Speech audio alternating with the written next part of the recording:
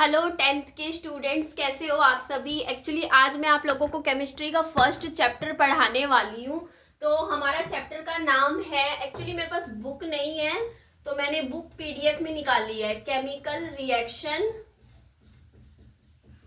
And equation. तो मैं जो आपको बच्चों पढ़ा रही हूँ वो मैं एनसीईआरटी की बुक पढ़ा रही हूँ, क्योंकि मेनली जो एनसीईआरटी है वो सबसे ज़्यादा इंपॉर्टेंट है, क्योंकि एग्जाम्स नज़दीक आ रहे हैं और एनसीईआरटी अच्छे से कर लो, बढ़िया नंबर से पास हो जाओगे आप लोग। तो मैं थोड़ा क्लोजअप लेती हूँ, 1 मिनट दीजिए मुझे जी। ठीक है, तो हमारा जो केमिकल इक्वेशन है, तो सबसे पहले बोला गया है कि हम डे टू डे लाइफ में बहुत सारे एग्जाम्पल्स देखते हैं। सबसे पहले है जैसे दूध का फटना। यार देखो, आप लोगों को पता है जो दूध होता है आप उसको सर्दियों में थोड़ा बहुत बाहर रख दो वो खराब नहीं होता, लेकिन अगर आप दूध को अब गर्मियों के टाइम में क्या होता है, उबालने के बाद कुछ घंटे बाहर रख दो, गर्मी अच्छी पड़ रही है अगर मई जून की, दूध क्या होता है, टेस्ट खराब हो जाता है, दूध का दूध फट जाता है, खराब हो जाता है, पीने लायक नहीं रहता। तो क्या हुआ इसमें, उसकी जो कंडीशन थी दूध की वो चेंज हो गई।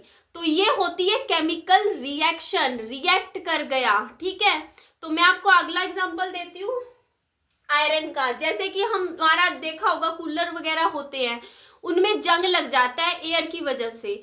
तो जब जंग लगे हुआ जो आपने, अच्छा एक चीज बताओ, हम कई बार कहते हैं जंग को ना लगे उसके लिए हम पेंट करते हैं, लेकिन जो कूलर मान लो पूरा जंग लग चुका है, जंग की वजह से उस कूलर के जो पतरे होते हैं वो पूरे खत्म हो चुके हैं, क्या उसको दोबारा हम पहली वाली कंडीशन में बिल्कुल ला सकते हैं? नहीं ला सकते।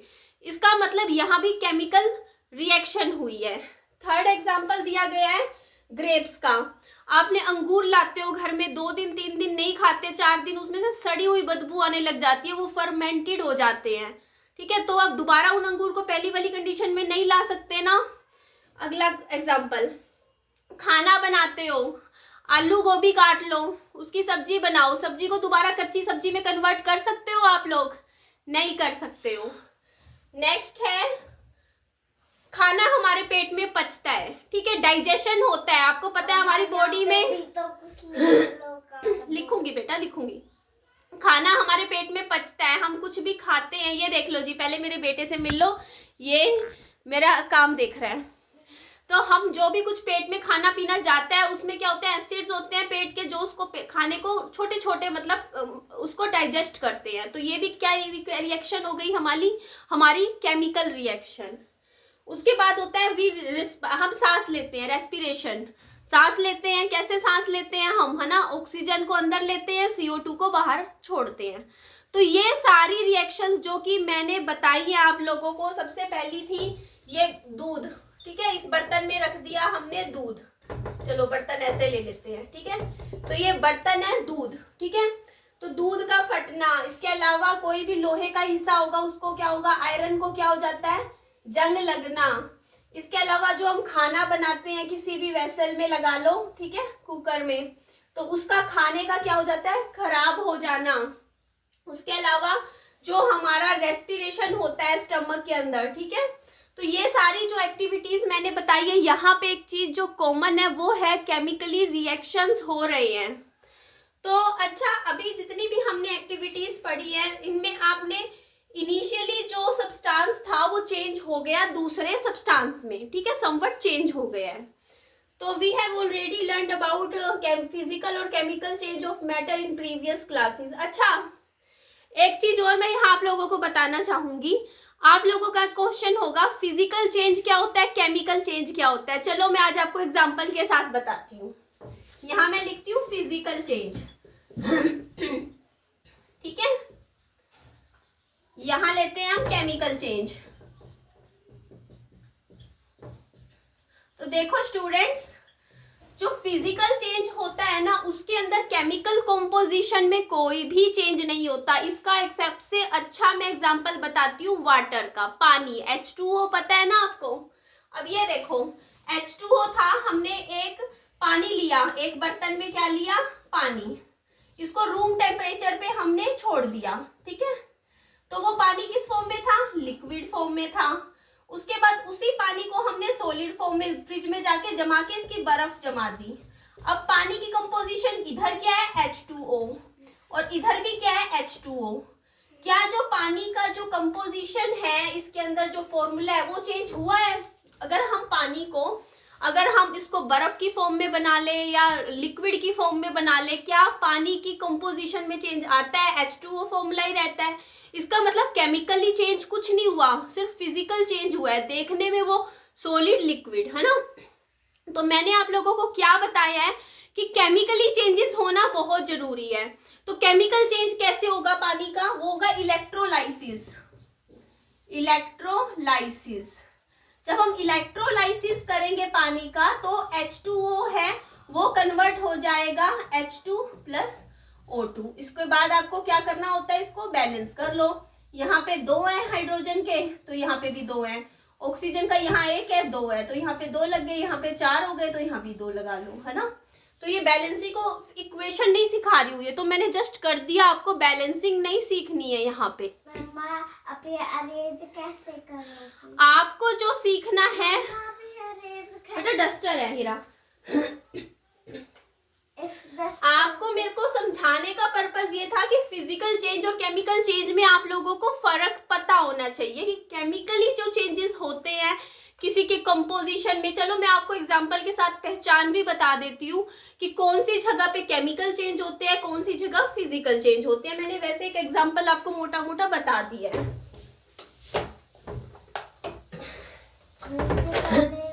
क्योंकि हम केमिस्ट्री पढ़ रहे हैं तो हम लोग केमिकल चेंजेस पढ़ेंगे। क्या पढ़ेंगे? Chemical changes. Chemical changes.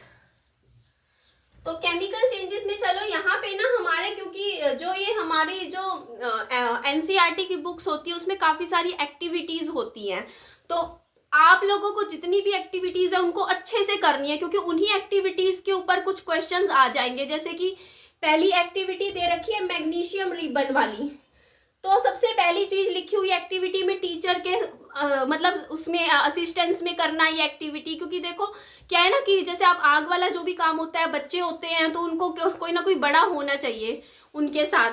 तो इसके अलावा इसमें लिखा है कि हमें पहले क्या लेना है, मैग्नीशियम का रिबन लेना है, उसको क्या करना है, सैंड पेपर से साफ करना है। मैं बता ही चुकी हूँ कि मैग्नीशियम को सैंड पेपर से साफ क्यों करना चाहिए, क्योंकि मैग्नीशियम हाईली रिएक्टिव मेटल होती है, वो एयर के अंदर जो ऑक्सीजन प्रेजेंट होता है उसके साथ ऑक्साइड्स बना देते हैं।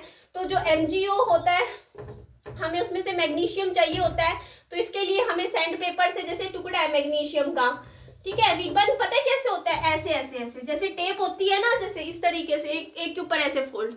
तो हम जब इसको लेंगे तो इसको सैंड पेपर से थोड़ा थोड़ा साफ कर देंगे, साफ करके हमें मैग्नीशियम मिल जाएगा, ठीक है। उसके बाद हमें क्या करना है, इसको टोंग्स की मदद से इसको पकड़ना है। टोंग्स होता है चिमटा, मतलब अपने हाथ से नहीं पकड़ना है, हाथ में पकड़ के मत जलाना। कहीं कहो नहीं जी निधि ने बोला है कि हाँ हमें मैग्नीशियम का एग्जाम्पल मतलब एक्टिविटी घर पे करनी है, मैग्नीशियम का टुकड़ा दुकान से खरीद लाओ, सैंड पेपर से साफ करो और हाथ में लेके कहो लो भैया कैंडल जलाओ।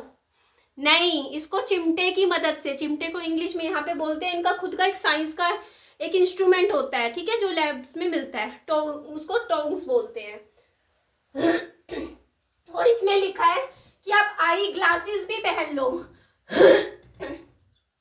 आई ग्लास क्यों पहनने को बोला गया है इस मतलब एक्सपेरिमेंट को करते हुए, क्योंकि जो ये मैग्नीशियम को जब हम जलाएंगे ना उसमें से एकदम से तेज व्हाइट लाइट जलेगी, तो आप अपनी आंखों को भी प्रोटेक्ट करना है तो काला चश्मा पहन लो, ठीक है, टीचर को बुलाओ, चिमटे से मैग्नीशियम को पकड़ो और उसे जलाओ, ठीक है। तो उसको मैग्नीशियम रिबन को आप जलाओ। तो यहाँ पे एक एक्सपेरिमेंट के लिए मम्मा पानी दे दो ठंडा वाला, रोज देती हूँ ठंडा दूंगी बेटा। तो यहाँ पे एक एक्सपेरिमेंट के लिए क्या कर रखा है, रुको मैं आपको फोटो बनाती हूँ, ऊपर का भी करूंगी। हाँ ये ऊपर का बहुत है। तो यहाँ पे एक्सपेरिमेंट बनाया हुआ है, ये देखो जी, इस तरीके से यहाँ पे हमने एक प्लेट ले ली है, ठीक है, ये रखने का है। हाँ मम्मा मैं कर दूंगा। अच्छा तुम साफ कर दोगे, तो ये देखो इस तरीके से कुछ है यहाँ पे, ये हमने मम्मा क्या अरेंज करना है, ये देखो इसके अंदर यहाँ से इसमें हमने यहाँ पे कुछ नहीं होगा, देखो यहाँ मैग्नीशियम का टुकड़ा पकड़ के हमने रख लिया, ठीक है, यहाँ से हम चिमटे की करना हाँ, हाँ। जो लिखा है। हाँ, इस चिमटे के अंदर सॉरी हमने मैग्नीशियम का टुकड़ा ले लिया, ठीक है। यहाँ से हम इसको जलाएंगे। ये इक्विपमेंट्स जो यहाँ पे आपको दिखते हैं ना, ये इस एक्सपेरिमेंट में दिखा रखा है, ये सारे डब्बा भी है इसका। तो बेटा आप मत आओ बच्चे, वीडियो में आप वहीं बैठो, ठीक है। तो ये जो एक्सपेरिमेंट के अंदर जो ये चीजें दे रखी होती है ना, ये सारी हमें लैब्स में मिलती हैं। लैब में आपको ये सारी चीजें देखने को मिलेगी। होगा क्या, मैग्नीशियम को जलाएंगे, मैग्नीशियम का जो पाउडर होता है वो ये कटोरी जो होगी ना उसमें इकट्ठा हो जाएगा। मतलब मैग्नीशियम लेंगे, उसको एक तरीके के चिमटे से पकड़ेंगे, उसको एक मतलब आग लगाएंगे, मैग्नीशियम को पाउडर बन जाएगा। अब वो उसकी फॉर्म चेंज हो गई ना, फॉर्म चेंज हो गई, पाउडर फॉर्म में कन्वर्ट हुआ है। तो आगे मैं पढ़ाती हूँ आपको। तो हुआ क्या इस रिएक्शन में, आप पढ़ो, बताती हूँ। मैंने बुक खोल रखी है एनसीईआरटी की फोन में, पीडीएफ फॉर्म में, कि जो मैग्नीशियम है उसने क्या किया, जब हमने उसको जलाया तो उसने मैग्नीशियम के ऑक्साइड बना दिए, ठीक है। तो यहाँ पे मैग्नीशियम का कितना, एक, यहाँ भी एक है, ऑक्सीजन के दो है, यहाँ पे एक है, दो कर दिया, यहाँ पे दो कर दिया। तो बैलेंसिंग ऑफ इक्वेशन जो होती है वो मैं आपको आने वाले लेक्चर्स में सिखाऊंगी। अब आपको ये जो हमने पढ़ा कि हम मैग्नीशियम को जलाते हैं, वो मैग्नीशियम का पाउडर बन जाता है सफेद रंग का, उससे हमें क्या सीखने को मिला है, व्हाइट पाउडर बन जाएगा, जो कि व्हाइट पाउडर जो वो मैग्नीशियम ऑक्साइड होगा। तो ये देखो, तो यहाँ पे केमिकल रिएक्शन हुई। रिएक्शन क्यों हुई, क्योंकि देखो ना, जो मतलब पहले जो था मैग्नीशियम वो ऑक्साइड में कन्वर्ट हो गया, उसकी जो सिचुएशन थी, उसकी कंपोजिशन थी, वो सब कुछ चेंज हो गया है, ठीक है। अब एक और एग्जांपल दे रखा है इन्होंने, एक्टिविटी पे एक्टिविटी दी है, जितनी भी आपको सारी एक्टिविटी पता होनी चाहिए। एक activity they the chemical reaction की, वो देख ग्लास में होगा वहाँ, मैग्नीशियम की। 5 मिनट रुक जा। 5 मिनट, हाँ, पानी पीना है या खुद ले ले जाके, ठीक है। इसके बाद जो दूसरी एक्टिविटी यहाँ पे दे रखी है आपको, क्या लिखा है, जिंक ग्रेनुअल्स लेने हैं, ये इस तरीके से, ओके, जैसे ये लो, ये इस तरीके से, ये देखो मैं आपको बताती हूँ, ये है हमारा, इसके अंदर हमने जिंक के जैसे सॉलिड फॉर्म में क्या ले लिए, टुकड़े ले लिए, ठीक है, जिंक ले लिया हमने, जिंक ग्रेनुअल्स बोलते हैं। इसके अंदर हम डाइल्यूटेड सल्फ्यूरिक एसिड डालेंगे। सल्फ्यूरिक एसिड का फॉर्मूला किस किस को पता है, बताओ। H2SO4 ने सारा बचपन जला डाला। H2SO4 बहुत कंसंट्रेटेड नहीं लेना है, डाइल्यूटेड लेना है, क्योंकि कंसंट्रेटेड हाथ तक जला सकता है। तो ये एक रिएक्शन है, केमिकल रिएक्शन जो पढ़ रहे हैं। हमने क्या पढ़ा, देखो, जिंक प्लस में H2SO4, बाहर जाके ले ले, गिलास ले जा, ठीक है। तो जिंक क्या करेगा, SO4 से कनेक्ट कर जाएगा, ZnSO4, और निकल के क्या चली जाएगी, H2, मतलब हाइड्रोजन गैस इवोल्व हो जाएगी। यहाँ पे हम रखेंगे ना, यहाँ से देखो, यहाँ एक हमने कॉर्क रख दिया, तो यहाँ से एकदम से ना H2 गैस निकलेगी। कौन सी गैस निकलेगी, H2 गैस।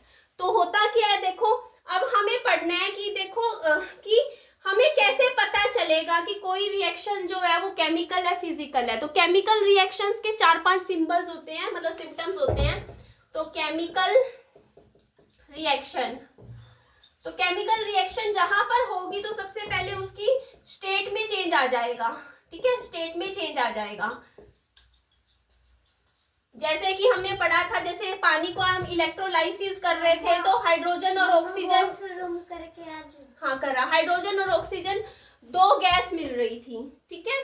इसके अलावा कलर में चेंज आ जाएगा, बिल्कुल। आपने जैसे नॉर्मली भी बाहर चला जा, हाँ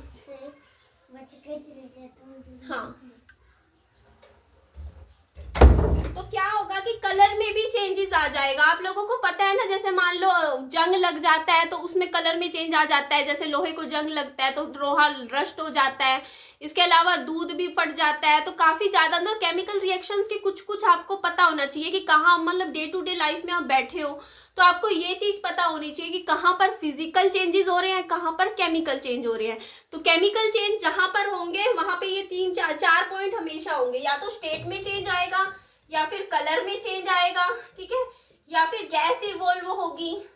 गैस इवोल्व होने का मतलब है कि गैस निकलेगी रिएक्शन में से। आप देखते नहीं हो, कभी कभी हम कुछ मिला देते हैं आपस में तो एकदम से फराटे से गैस निकलती है, तो गैस निकलेगी। और चौथा है टेम्परेचर में चेंजेस आएगा, टेम्परेचर में चेंज आएगा।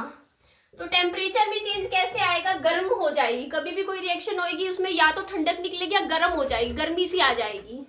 ठीक है, आज अंदर आ जाओ।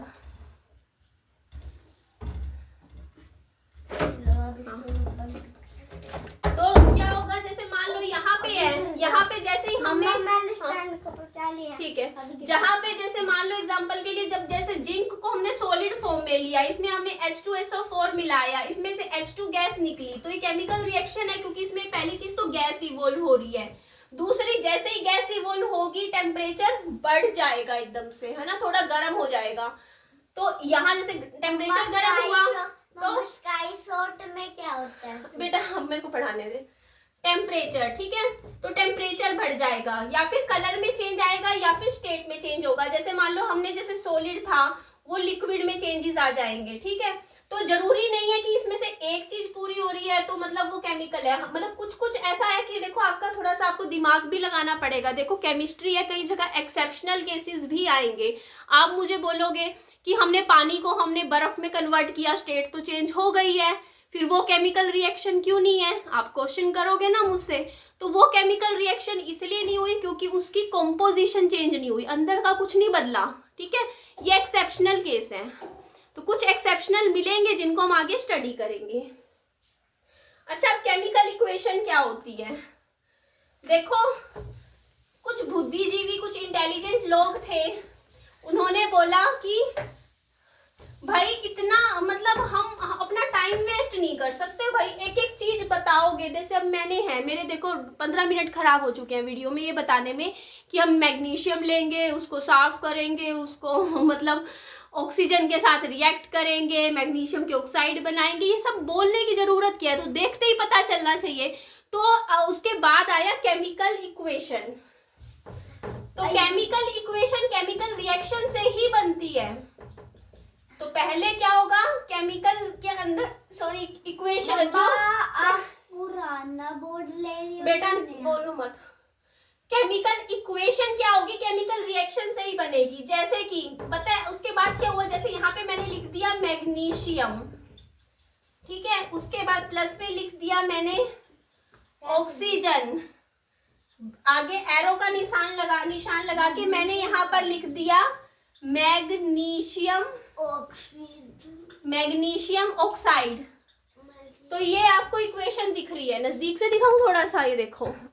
तो यहाँ पे जो ये साइड होती है इसको हम कहते हैं LHS। LHS मतलब लेफ्ट हैंड साइड, और ये होती है RHS राइट हैंड साइड। ये होते हैं रिएक्टेंट्स। रिएक्टेंट्स क्यों कहते, बेटा चुप हो जाओ, इनको रिएक्टेंट्स क्यों कहते हैं, क्योंकि ये रिएक्ट करते हैं, और इसको कहते हैं प्रोडक्ट, क्योंकि ये फाइनल रिजल्ट है जो फाइनली आखिरी में जाके बनता है। तो इसको लेफ्ट हैंड साइड जो केमिकल इक्वेशन होती है, ये वर्ड वाली केमिकल इक्वेशन जिसमें हम लिख रहे हैं magnesium plus oxygen magnesium oxide. अब पूरी 4 लाइनें लिखने का टाइम बच गया ना। अब कोई भी साइंस का स्टूडेंट है उसे पता होगा, ये इक्वेशन देखते ही वो समझ जाएगा कि हाँ भाई मैग्नीशियम को ऑक्सीजन के साथ मिलाया, मैग्नीशियम ऑक्साइड बन गया। ये रिएक्टेंट्स है, प्रोडक्ट्स है, ये लेफ्ट हैंड साइड है, ये राइट हैंड साइड है। बट इसमें ध्यान रखना यहाँ प्लस का साइन आता है, ठीक है, जो भी जोड़ना है, प्लस का मतलब है कि इनको आपस में मिलाया है, बस इतना ही है। अब यार राइटिंग अ केमिकल इक्वेशन, ये तो केमिकल फॉर्मूला है, ये क्या है, केमिकल फॉर्मूला। केमिकल फॉर्मूला वो होता है जिसमें वर्ड्स की फॉर्म में लिखा हुआ है मैग्नीशियम ऑक्सीजन मैग्नीशियम ऑक्साइड। अब हम पढ़ेंगे केमिकल इक्वेशन, ठीक है। जो केमिकल इक्वेशन होगी हमारी, केमिकल इक्वेशन वो केमिकल फॉर्मूले से ही बनती है। जैसे मैग्नीशियम है, आप लोगों को एक बात बताती हूँ मैं, आप लोग मुझे बताइएगा। जैसे हमारे घर में किसी का नाम होगा, जैसे कि रुको एक सेकंड, क्या बोलो मत बेटा, मैं काम कर रही हूँ तो मत बोला करो। जैसे कि हम एग्जाम्पल लेते हैं, घर में किसी का नाम है अमिताभ बच्चन। अमिताभ बच्चन को हम अभी नहीं बोलते हैं, शॉर्ट फॉर्म, क्योंकि किसी किसी के नाम इतने बड़े बड़े हो जाते हैं, उनको लिखने में टाइम लगता है। तो हम क्या करते हैं, उन बड़े बड़े नाम को शॉर्ट फॉर्म में कन्वर्ट कर देते हैं। जैसे कि मैंने आपको बताया था, एक सेकंड विहान,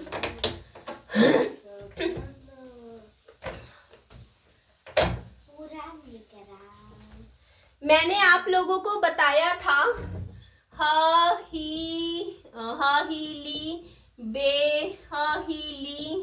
बे ब क नो फ नी ना मग अल सी पा स कल अर के का। ये मैंने एलिमेंट्स के बारे में आपको बताया था ना, कि जो एलिमेंट्स होते हैं उनको ना हम सिंबल से भी रिप्रेजेंट कर सकते हैं, जेड से। ये मैंने आपको पहले पढ़ाया था। तो ये जो मैग्नीशियम है, ये रहा देखो Mg, तो इनकी शॉर्ट फॉर्म्स होती हैं। अगर आप शॉर्ट फॉर्म कर लोगे याद तो आपका टाइम बचता है। तो ये होते हैं hydrogen, helium, lithium, beryllium, boron, carbon, nitrogen, oxygen, fluorine, neon, sodium, magnesium, aluminium, silicon, phosphorus, sulphur, chlorine, argon, potassium, calcium. ठीक है, तो इसमें देखो मैग्नीशियम को हमने किससे रिप्रेजेंट कर दिया, Mg से। तो केमिकल इक्वेशन कैसे बनेगी, केमिकल इक्वेशन बनेगी Mg। ऑक्सीजन को किससे रिप्रेजेंट कर दिया, O से, ऑक्सीजन। ठीक है, ऑक्सीजन हमेशा O2 की फॉर्म में पाई जाएगी। क्यों, वो हम आगे पढ़ेंगे, क्योंकि ये बॉन्ड्स बनाते हैं, वो हम आगे बॉन्ड्स को पढ़ेंगे। आयनिक मतलब कोवेलेंट बॉन्ड्स होते हैं, कई तरीके के बॉन्ड्स होते हैं। तो ये रिएक्शन बनके बनेगी MgO। अच्छा, ये इक्वेशन, अब इक्वेशन भी दो तरीके की होती है, एक होता है बैलेंस्ड, एक होता है अनबैलेंस्ड। अब बैलेंस्ड इक्वेशन वो होती है जिसको मैं बैलेंसिंग कर रखी है। देखो इक्वेशन क्या होती है, मैथ में इक्वेशन होती है 1 + 1 = 2। तो इक्वेशन का मतलब ही यही होता है, जहां ये बराबर का साइन आ जाता है ना इक्वेशन में, इसका मतलब है दोनों साइड बराबर होने चाहिए। अब यहाँ पे देखो Mg है, O2 है, MgO। क्या ये इक्वेशन बैलेंस है, नहीं है बैलेंस। इसे बैलेंस हमें करना पड़ेगा। बैलेंस कैसे करेंगे, तो ये देखो हम सबका लिख दो, left hand side LHS, right hand side RHS। Left hand side लिखो Mg oxygen, right hand side लिखो Mg ऑक्सीजन। मैग्नीशियम के कितने हैं यहाँ पे, एक है, मैग्नीशियम एक है यहाँ पे, तो एक लिख दो। ऑक्सीजन कितने हैं यहाँ पे, 2 हैं। यहाँ मैग्नीशियम ऑक्सीजन एक एक है, यहाँ एक एक लिख दो। मैग्नीशियम बैलेंस है, यहाँ भी 1 है। मामा वो तो भूल गई वाली। एक मिनट, मैग्नीशियम बैलेंस है, यहाँ भी 1 है, यहाँ भी 1 है। ऑक्सीजन यहाँ पे 2 है, यहाँ पे 1 है। तो ऑक्सीजन को बैलेंस करने के लिए यहाँ पे 2 लिखना पड़ेगा ऊपर, तो यहाँ पे भी मल्टीप्लाई कर दो 2 से। तो अब ऑक्सीजन यहाँ पे 2 हो गए, तो मैग्नीशियम पे यहाँ पे क्या हो गए, 2। अब मैग्नीशियम यहाँ पे 2 हो गया, तो हम यहाँ पे मैग्नीशियम 1 था, तो यहाँ पे भी मैग्नीशियम को 2 से मल्टीप्लाई करके यहाँ पे 2 लिख दो। बेटा प्लीज, तेरे को नहीं पढ़ा रही बेटा मैं, अपना इसमें बैठ जा आराम से, डिस्टर्ब नहीं करते हैं मम्मी जब काम कर रही हो, ठीक है। क्या बोल रहा था, बोल। तेरे को थोड़ी पढ़ा रही हूँ बेटू मैं, ठीक है। तू अपना बैठा रहे आराम से। देखो मैं दोबारा से आपको सिखाती हूँ, क्योंकि केमिकल इक्वेशन को बैलेंसिंग के ऊपर मैं पूरा एक अलग से मतलब समझाऊंगी। ये तो बीच में आ गया बैलेंस करना, तो मैंने सोचा एक आधा मैं सिखा भी देती हूँ, चलो आप लोगों को बैलेंस करना। तो देखो Mg + O2 = एरो आएगा यहाँ पे, दिखाओ यार,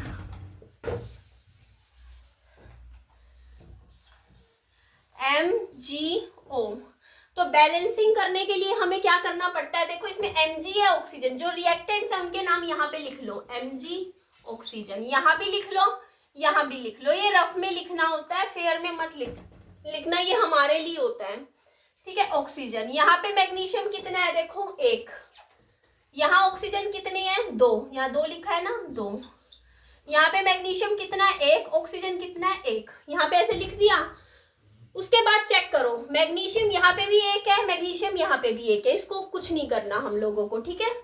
उसके बाद छेड़ियो मत फोन को। ऑक्सीजन यहाँ पे कितना है, 2 है, यहाँ पे 1 है, तो यहाँ पे भी हमें 2 चाहिए, क्योंकि इक्वेशन का मतलब क्या होता है, दोनों साइड क्या होनी चाहिए, बराबरी। तो यहाँ पे ऑक्सीजन की जब 2 है, यहाँ पे 1 है, तो यहाँ पे ऑक्सीजन को हमने 2 से मल्टीप्लाई करेंगे, तो यहाँ पे आगे आएगा। जो भी करना है हमें इससे अंदर नहीं करना, आगे करना है, ठीक है। बैलेंसिंग आगे होती है, यहाँ होगी बैलेंसिंग, अंदर कुछ नहीं छेड़ना हमें, ठीक है। तो यहाँ पे हम 2 लिख देंगे। 2 लिखते ही क्या हुआ, मैग्नीशियम यहाँ पे 2 हो गया, 2 से मल्टीप्लाई हो गया, तो यहाँ मैग्नीशियम 2 हो गया। तो यहाँ पे मैग्नीशियम 1 था, तो यहाँ भी 2 से मल्टीप्लाई करेंगे, यहाँ 2 आ जाएगा। चलो ये भी आपको अगर समझ नहीं आता, इसका एक और मैं आसान तरीका बताती हूँ, इससे भी आसान, ठीक है। इससे भी एक आसान तरीका बताती हूँ मैं आपको, शायद उससे आप लोगों को समझ आ जाए बैलेंसिंग, अगर इस तरीके से समझ नहीं आई है। MgO, इनके आगे ना कोफिशिएंट लगा दो, यहाँ पे लिख दो A, यहाँ पे लिख दो B, यहाँ पे लिख दो C। A कितना है, A, ठीक है। एक सेकेंड भी, हाँ, यहाँ मैग्नीशियम है, ठीक है। मैग्नीशियम के कोफिशिएंट को बराबर कर दो, A is equal to C। यहाँ पे B के कोफिशिएंट को, B कितना है, 2B, ठीक है। ऑक्सीजन का कोफिशिएंट है ना, ऑक्सीजन का यहाँ पे कितना है, 2B, और यहाँ पे ऑक्सीजन का कोफिशिएंट कितना है, C, ठीक है। तो यहाँ पे कोई भी एक वैल्यू भर दो। C की वैल्यू मान लो आप लोग यहाँ पे मतलब A की वैल्यू 1 लिख लो, A की वैल्यू 1 लेके देखो एक बार। अगर हम यहाँ पे A की वैल्यू 1 लेते हैं तो C भी 1 हो जाएगा, ठीक है। एक सेकेंड, और एक मिनट यार, मुझे देखने दे, वो दे बेटा, इधर दे मुझे, एक मिनट। कौन सा, ये A B C, मैग्नीशियम यहाँ पे लेंगे हम, मैग्नीशियम यहाँ पे हो जाएगा A is equal to C, oxygen यहाँ पे हो जाएगा 2B is equal to C।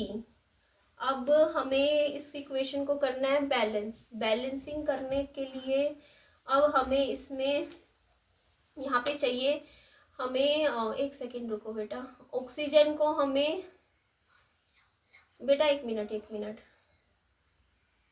अच्छा यहाँ पे अब ये C is equal to A है, C is equal to B है, तो A is equal to 2B हो गया यहाँ से, ठीक है। A is equal to 2B हो गया। अब अगर हम यहाँ B की वैल्यू अगर हम 1 भर देते हैं, B इज इक्वल टू 1 भर देते हैं, तो A is equal to 2 into 1 हो गया। A की वैल्यू आ गई 2, B की वैल्यू आ गई 1, A की वैल्यू आ गई 2, और C की वैल्यू कितनी थी हमारी यहाँ पे, C की वैल्यू थी हमारी A के बराबर, C की वैल्यू थी हमारी A के बराबर। C कितना आ गया, A कितना हमारा 2 है, तो 2 आ गया, और C की वैल्यू, या फिर हम 2B भी ले सकते हैं, C की वैल्यू 2B के हिसाब से कितना हो जाएगा, 2 इंटू 1 2 हो जाएगा। तो यहाँ से हमारी वैल्यू निकली, A की वैल्यू निकलती है हमारी 2, ठीक है। B की वैल्यू निकलती है हमारी 1, और C की वैल्यू निकलती है हमारी 2। तो अब यहाँ पे क्या आ जाएगा, A की जगह कितना आ जाएगा, 2 mg, B की जगह कितना आ जाएगा 1 मतलब O2, और C की जगह कितना आ जाएगा 2 मतलब MgO।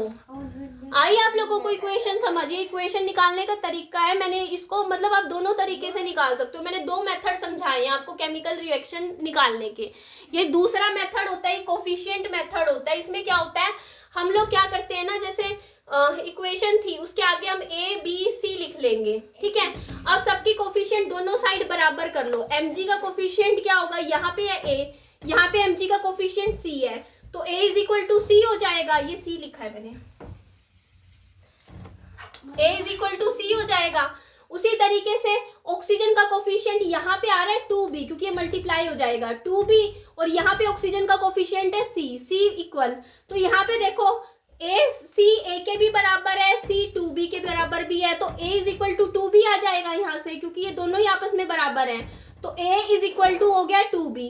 अब B की वैल्यू हम मान लेते हैं 1, तो A की वैल्यू आ जाएगी 2 इंटू 1 2 आ गई, A आ गई यहाँ पे, ठीक है। A आ गई, A की वैल्यू हो गई 2, ठीक है। B की वैल्यू 1, और C की वैल्यू A के बराबर है, तो A अगर 2 है तो C भी 2 हो जाएगा। तो इन सबको अगर हम यहाँ फिल कर देंगे तो इक्वेशन बैलेंस हो गई, वैल्यू आ गई। ये दूसरा मेथड है, ये मैथ वाला मेथड है। जिनका मैथ अच्छा है वो इस मेथड से कर सकते हो, अदरवाइज मैंने आपको एक और मेथड बताई दिया। जिसमें आप सीधा, अगर ये मेथड आपको कौन सा मेथड ज़्यादा अच्छे से समझ में आया है वो आप बता दो मुझे, ये मेथड समझ में आया है या दूसरा वाला। जो मेथड आपको समझ में आए उससे कर लेना।